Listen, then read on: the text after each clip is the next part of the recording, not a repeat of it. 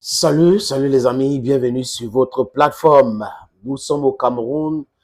Le Cameroun, le seul pays au monde où les chantiers ne finissent jamais, le seul pays au monde où les prix sont quadruplés, le seul pays au monde où la distraction, c'est le dada de ceux qui gouvernent.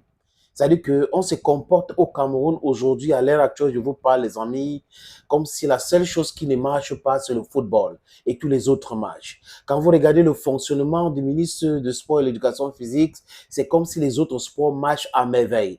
Et des gens ont raison de penser aujourd'hui que Monsieur Nassis Mouele Kombi ou professeur Nassis Mouele Kombi, comme ils aiment tellement les titres, est devenu le ministre de football.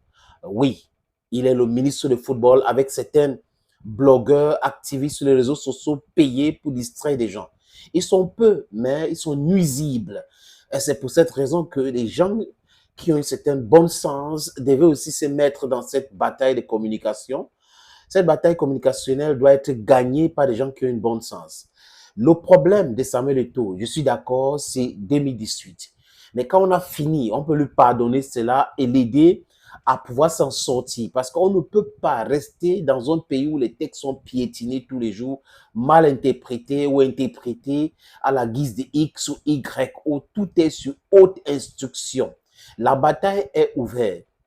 C'est une vraie bataille entre la Fédération camerounaise de football et son président Samuel Eto'o Fils, et qui, les amis, est Narcisse Mouele Kombi, le ministre de Sport et l'Éducation physique. Le ministre de Sport et de l'Éducation physique, par sa démarche, a voulu humilier Samuel Eto'o Fils, humilier la FECAFOOT, lui dit, vous ne valez rien. Et il y a la distraction aujourd'hui sur les réseaux sociaux sur les noms que Eto'o avait proposés ou la fédération avait proposés et les prestations salariales.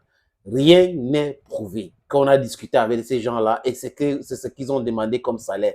Rien, absolument rien n'est prouvé.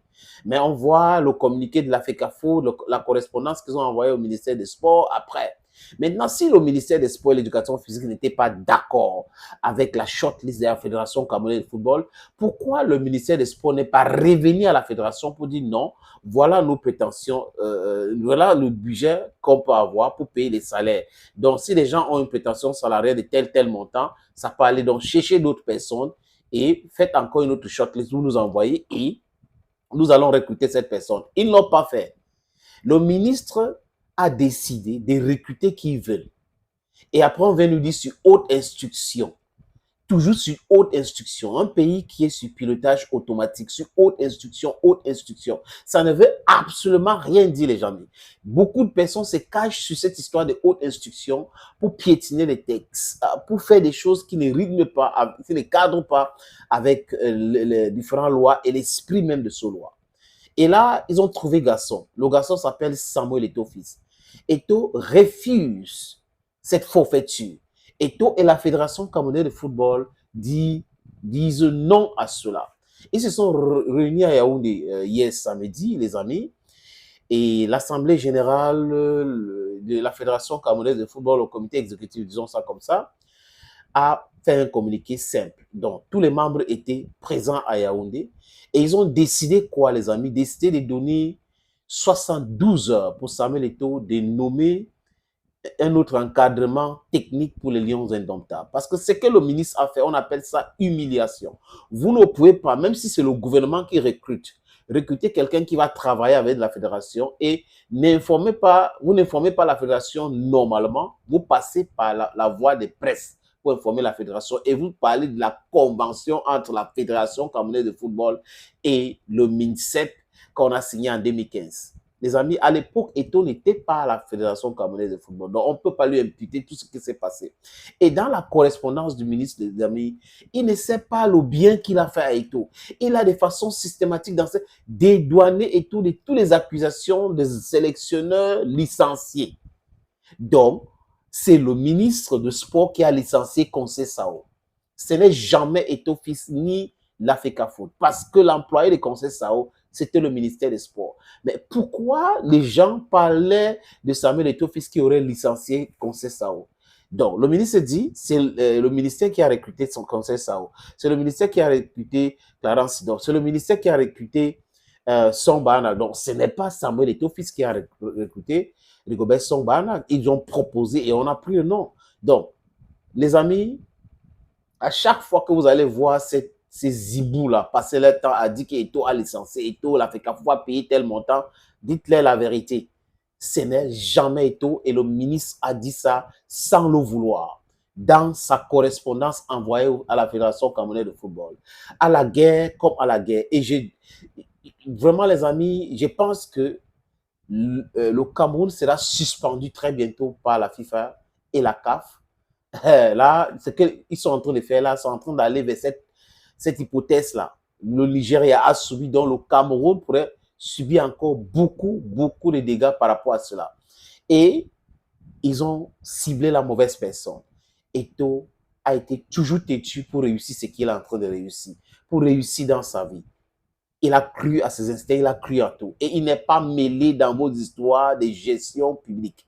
Vous savez, il y a Mohamed, c'était facile l'embastiller, de le prendre parce que sur les cotons, il était le directeur général. Mais avec Samuel Eto'o, ça rend l'équation très difficile et c'est une forte personnalité dans le football au monde. Donc, vous voyez que la Fédération camerounaise de football répond maintenant avec beaucoup d'autorité à tous ces gens-là qui se cachent derrière les très hautes instructions de Paul Barthélémy Biabi Vondol. C'est ici que nous allons voir. Et si le gouvernement camerounais ne fait pas attention, ça peut déclencher quelque chose. Je ne sais pas quoi, mais ça peut déclencher quelque chose. Ils ont toujours fait ça avec tout le monde, mais ils ont choisi la mauvaise personne. J'ai dit, ils ont choisi la mauvaise personne. Ça ne va pas passer cette forfaiture. Marc Bry, même s'il vient au Cameroun, il sera recruté, mais je dis que ça sera très compliqué pour lui. Et maintenant que la fédération a écrit le communiqué que vous voyez depuis là à l'écran, les amis, ça veut dire tout simplement que il y aura 2 staffs techniques. Donc, la fédération peut s'arranger à payer son staff. Oui, c'est possible. La fédération peut recruter quelqu'un et pouvoir chercher les moyens pour payer cette personne. Donc, le gouvernement camerounais ne va pas, je répète encore, se comporter comme si tout va bien dans le meilleur du monde et uniquement dans le football que ça ne marche pas. Non, il y a beaucoup d'autres sujets que ces gens-là pouvaient s'occuper. Le ministre des Sports pouvait s'occuper de beaucoup d'autres chantiers, beaucoup d'autres sports, n'est-ce pas? Mais ça ne l'intéresse pas. C'est là où l'agent de football, il y a trop d'argent dedans. Regardons plutôt ça comme ils étaient de passage au ministère de la Culture et des Arts. C'était l'agent des artistes, les droits d'auteur, il y a trop d'argent dedans. Regardez comment ces gens fonctionnent. C'est pour cette raison qu'au Cameroun aujourd'hui, vous avez les fonctionnaires qui sont plus riches que les hommes d'affaires. Tellement riches que les hommes d'affaires. Parce que c'est d'abord leur intérêt, c'est d'abord les pourcentages. On les appelle certains, on appelle certains de monsieur 10%, monsieur 20%, monsieur 30%. Et c'est ça. Ils veulent donner des leçons aux gens. J'ai dit, hein, ils ont pris le caillou, l'oiseau de Dieu a vu. Et l'oiseau de Dieu s'appelle Samuel Eto'o fils. Eto'o a ses défauts. Mais dans ce qui se passe là, Eto'o a entièrement raison. Le ministre ne peut pas chercher à humilier Eto'o. Le secrétaire général, la présidente ne peut pas chercher à humilier Eto'o de la sorte. Et les gens veulent que ça passe. Non, ça ne va pas passer. Ils vont aller à la confrontation. Et le Cameroun, les politiciens qui veulent avoir leur même mise sur le football vont perdre encore davantage. Et j'espère que ça ne va pas prendre leur tête, les amis. Merci beaucoup d'avoir regardé cette vidéo sur cette plateforme Sénateur Clétus, a.k.a. Ejawi Moses. From us to you is bye-bye.